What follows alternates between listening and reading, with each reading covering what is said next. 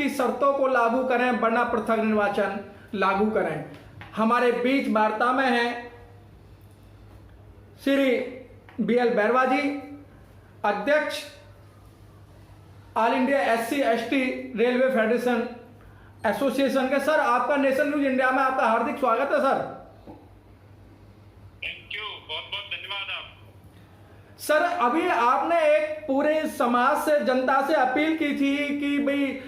जो पूना पैक्ट की शर्तें हैं, आज देश को 74 साल आजाद हुए हो गए, वो लागू नहीं हुई हैं। तो सर, आप एक महा आंदोलन के लिए आपने अपील की थी, तो सर उस महा आंदोलन की क्या तैयारियां हैं? जैसा आपसे हमारी पहले मुलाकात हुई थी, हमने पूरे देश के लोगों के सामने ये अपील की थी कि जो वर्तमान में रेल का निजीकरण और निगमीकरण जो किया जा रहा है, ये निजीकरण और निगमीकरण की वजह से जो भारतीय संविधान में अनुसूचित जाति और जनजाति वर्ग को जो आरक्षण का अधिकार मिला है, इसको नुकसान हो रहा है, क्योंकि प्राइवेट निजी क्षेत्र में अनुसूचित जाति और जनजाति का आरक्षण नहीं है। मैंने उस दिन भी बताया था कि जो बाबा साहब डॉक्टर भीमराव अंबेडकर जी के संघर्ष से जो हमको 2 वोट का अधिकार मिला था और सेपरेट इलेक्टोरेट का, पृथक निर्वाचक मंडल का अधिकार मिला था, उसके खिलाफ जब गांधी जी अनशन पर बैठ गए, तो उस अनशन के बदौलत एक पूना पैक्ट हुआ, जो बाबा साहब को भी स्वीकार नहीं था, लेकिन मजबूरी में स्वीकार करना पड़ा जी। और उस पूना पैक्ट के तहत बाद में जब भारतीय संविधान बना, तो ये रिप्रेजेंटेशन प्रॉपर देने के लिए रिजर्वेशन का प्रावधान किया, जो हमारे लोकसभा विधानसभा में आरक्षण हुआ, सरकारी नौकरियों में आरक्षण हुआ। लेकिन जब से सरकारी नौकरियों में आरक्षण हुआ, इसको तरह तरह से डैमेज करने का प्रयास किया जाता है। जैसे पदोन्नति में आरक्षण के खिलाफ न्यायालय के निर्णय भी आए हैं, और कभी हमारी सीनियरिटी छीनने का काम किया जाता है, कभी हमारे पद समाप्त करने का काम किया जाता है, और अब ये निजी क्षेत्र में देख करके हमारे पद समाप्त किए जा रहे हैं। और अभी हाल ही में देखा 50% जो रिक्तियां हैं वो भारत सरकार ने समाप्त कर दिया, जिनमें अनुसूचित जाति और जनजाति वर्ग के आरक्षित पद भी हैं। तो इसलिए हमने ये मांग रखी है कि जो 24 सितंबर को पूना पैक्ट डे है, जिस दिन ये गांधी जी और बाबा साहब के बीच में समझौता हुआ था, ये समझौता 2 समाजों के बीच में समझौता था, 2 व्यक्तियों के बीच में नहीं था। लेकिन इस समझौते को लागू करने में पूरी तरह से लापरवाही की गई है और एक तरह से हमारे साथ धोखाधड़ी हुई है। तो हम 24 तारीख को अखिल भारतीय विरोध प्रदर्शन के माध्यम से भारत सरकार से ये मांग कर रहे हैं कि जो निजीकरण और निगमीकरण की कार्रवाई, इसको तुरंत रोका जाए, और जो अभी 150 ट्रेन है जो निजी ऑपरेटर्स को देने का निर्णय लिया है, इसको वापस लिया जाए, और जो पद हमारे समाप्त कर दिए गए हैं उन पदों को बहाल किया जाए, और निजी क्षेत्र में जुडिशरी में इनमें हमें आरक्षण दिया जाए, क्योंकि जब तक ये आरक्षण इन क्षेत्रों में नहीं होगा, तब तक पूना पैक्ट को सही ढंग से लागू हुआ नहीं मान सकते हम, क्योंकि हर क्षेत्र में हमारा प्रतिनिधित्व नहीं होता है। इसके अलावा आबादी के अनुसार आरक्षण देने की बात हुई थी, लेकिन अब जो पिछली जनगणना है उसके अनुसार हमारा जो रिजर्वेशन परसेंटेज है वो बढ़ाया नहीं गया है, और जबकि उससे पहले जो परिसीमन हुआ था उसमें उस समय की जनगणना के आधार पर सरकार ने लोकसभा और विधानसभा में अपनी सीटें बढ़ा ली हैं। तो जब लोकसभा और विधानसभा में अपनी सीटें बढ़ा ली हैं, तो सरकारी नौकरियों में भी ये आरक्षण देना चाहिए। लेकिन ये देखा गया है कि जो स्पीकर सेक्शन को आरक्षण देने का मसला आया, तो सरकार ने तत्काल कार्रवाई कर उनको दिया,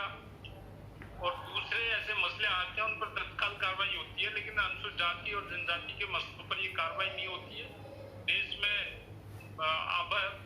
भयंकर एट्रोसिटीज हो रही है, और लोग एक तरह से ये निजीकरण के कारण डरे हुए हैं, भयभीत हैं, रोजगार के अवसर छीन रहे हैं। तो इसलिए हमने ये आह्वान किया था कि जो पूना पैक्ट डे है उस दिन हम देशव्यापी आंदोलन करेंगे, और उस आंदोलन के दौरान भारत सरकार से अपने समाज की बात को हम रखेंगे। तो सर इस दिशा में हमने पूरे देश के संगठन है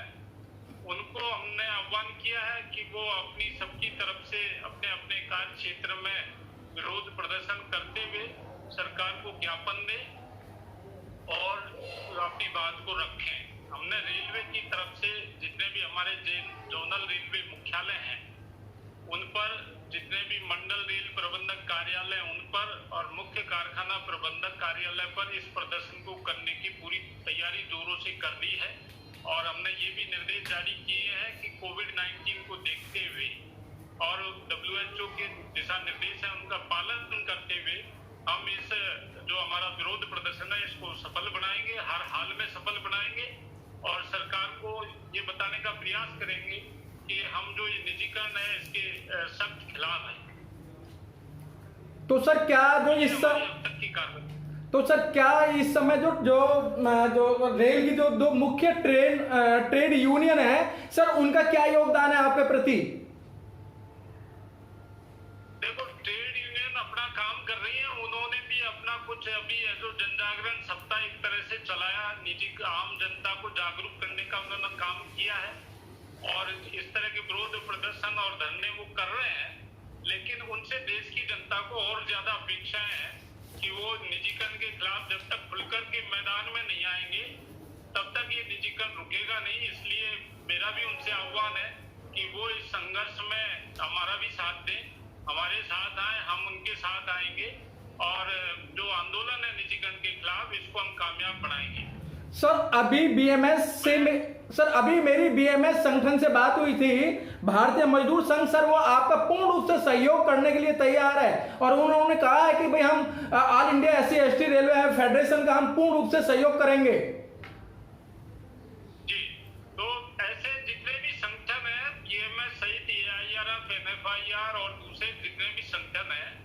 ये लड़ाई कोई SC/ST रेलवे एम्प्लॉइज की नहीं है अकेले, ये आम जो हमारा नागरिक है उसकी लड़ाई है। क्योंकि जब रोजगार नहीं होंगे, जिन लोगों को नौकरी मिली हुई है वो तो नौकरी प्राप्त कर रहे हैं, लेकिन जिनको नहीं मिली है उनके अवसर खत्म हो जाएंगे, उनके बच्चों के अवसर खत्म हो जाएंगे। और जो रेल में अब सम्मान के साथ हम लोग यात्रा करते हैं वो सम्मान के साथ में यात्रा नहीं कर पाएंगे, क्योंकि निजी क्षेत्र में आप निजी ऑपरेटर्स के यहाँ देखेंगे तो जैसे एयरपोर्ट में आम आदमी नहीं जा सकता, उसी तरह से रेलवे स्टेशन पे भी आम आदमी की पहुंच से बाहर हो जाएगा। और रेलवे के जो मेल एक्सप्रेस ट्रेन है उनके जनरल के डिब्बों में गरीब आदमी भी यात्रा कर लेता है, तो उस गरीब आदमी को भी यात्रा करना बड़ा मुश्किल हो जाएगा। तो इसलिए ये लड़ाई अनुसूचित जाति जनजाति समाज की नहीं है सर, अभी पूरे देश के नागरिकों की है। और अनुसूचित जाति जनजाति समाज तो इस बात से चिंतित है कि वो उनके रोजगार तो छीन ही रहे, लेकिन जो आरक्षण का लाभ मिला है और अभी मिल रहा है उसको इनडायरेक्ट रूप से समाप्त करने का एक तरह से प्रयास किया जा रहा है।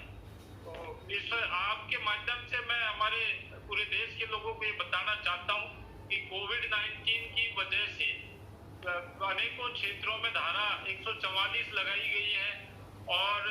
जो ऐसे आयोजन है उन पर करने का प्रतिबंध लगाया गया है। तो मैं आपके माध्यम से ये अनुरोध करना चाहता हूँ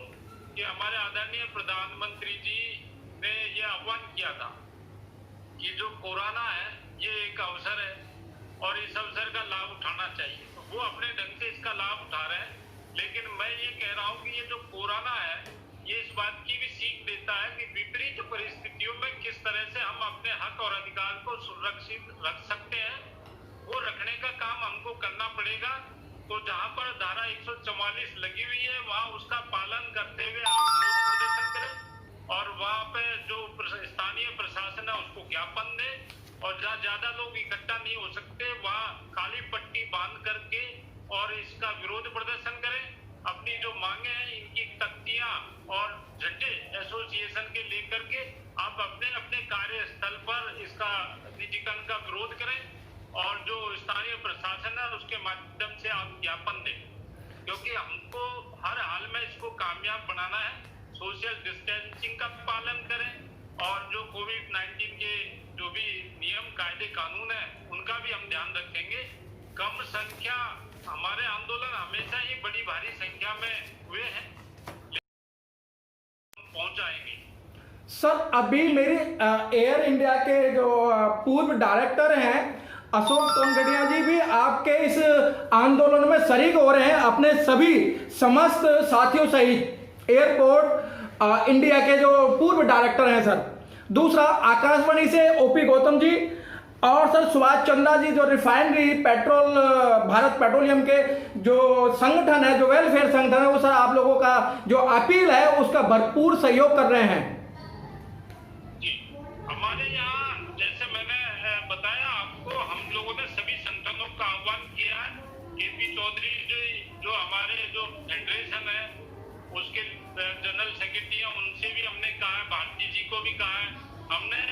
इस आंदोलन में हर तरह के संगठन को निवेदन किया। बीएसएनएल से हमें सपोर्ट मिल रहा है, इनकम टैक्स डिपार्टमेंट का आईटी सेवा संगठन है उससे हमको सपोर्ट मिल रहा है, और अभी मध्य प्रदेश का जो आजाद संगठन है बहुत बड़ा जो आरक्षण की लड़ाई लड़ रहा है, उसके बीएल सूर्यवंशी साहब जो हमारे हैं, सूर्यवंशी साहब, उन्होंने अभी फोन करके हमें इस आंदोलन में जुड़ने का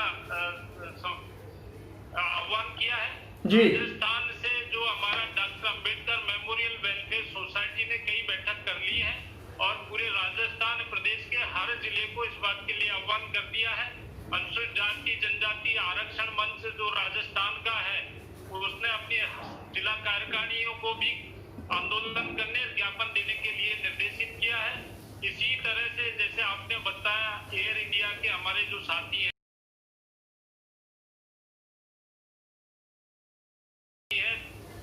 सर भारत पेट्रोलियम के साथी हैं जी सर भारत पेट्रोलियम वो इस भारत पेट्रोलियम ने भी हमको ये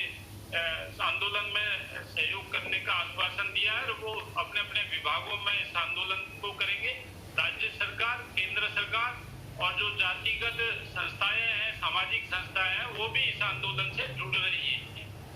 तो ये अब तक हमारे इस आंदोलन के बारे में आपको जानकारी दे रहा हूं मैं। तो सर इस समय आपको लाखों लोग देख रहे हैं और सामाजिक संगठन भी आपको देख रहे हैं सर, फिर आप पुनः एक बार क्या अपील करना चाहते हैं उन लोगों से? मैं ये अपील करना चाहता हूं कि जिस तरह से देश के अंदर निजीकरण हो रहा है या आरक्षण को समाप्त करने की बात हो रही है, इसके खिलाफ यदि अभी लड़ाई लड़ने के लिए सड़क पर नहीं आए तो मेरे ख्याल से ये पूर्णतः समाप्त हो जाएगा, क्योंकि सरकारें और पॉलिटिकल पार्टियां जनता के नंबर से चलती हैं और जब नंबर उसके खिलाफ होगा तो सरकारों को भी सोचना पड़ेगा और इस निजीकरण को रोकना पड़ेगा और आरक्षण को बचाने के लिए काम करना पड़ेगा। इसलिए ये सही वक्त है कि इस समय हम सब लोग एकजुट होकर के इसके खिलाफ आवाज उठाएं और अपना विरोध प्रदर्शन करें, तभी ये आरक्षण बच पाएगा, तभी रेल बच पाएगी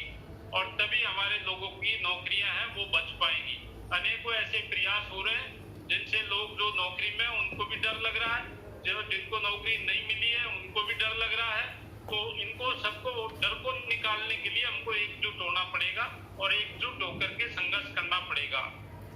आपने देखा पहले बीएसएनएल का प्राइवेटाइजेशन हुआ, फिर एयरपोर्ट का प्राइवेटाइजेशन हुआ और फिर रेलवे के स्टेशन का प्राइवेटाइजेशन हुआ और फिर रेल की कुछ रेलों को प्राइवेट ऑपरेटर को देने की बात हुई, कुछ प्रोडक्शन यूनिट हैं उनको निगमीकरण की बात हुई। तो ये धीरे धीरे जो गतिविधि चल रही है ये निजीकरण की तरफ है सारी की सारी गतिविधियां और ये हमारे हितों के खिलाफ में है। तो हम इस मौके पर सरकार के मुखिया आदरणीय प्रधानमंत्री जी, आदरणीय रेल मंत्री जी से भी आह्वान करेंगे कि आप हमारी जो बातें हैं उन पर ध्यान दें और हमारे जो हित हैं उनका रक्षक बनने का काम करें और हम लोग जो अनुसूचित जाति जनजाति वर्ग के लोग हैं उनके हितों की रक्षा करने में हमारा सहयोग करें। सर बहुत बहुत धन्यवाद। आपने हमारे साथ में Ashok Kumar ji, all India SC/ST railway federation association के राष्ट्रीय अध्यक्ष, और अपील की है कि जिस तरीके से पूरा देश त्राही कर रहा है और सारे संगठन एकजुट होकर 24 सितंबर 2020 को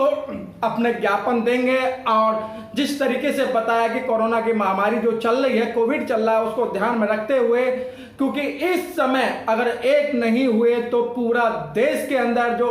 एससी है, बहुजन के जो लोग हैं, उनको कभी भी किसी भी प्रकार से मौका नहीं मिलेगा। सर बहुत बहुत धन्यवाद sir. Press the bell icon on the YouTube app and never miss another update.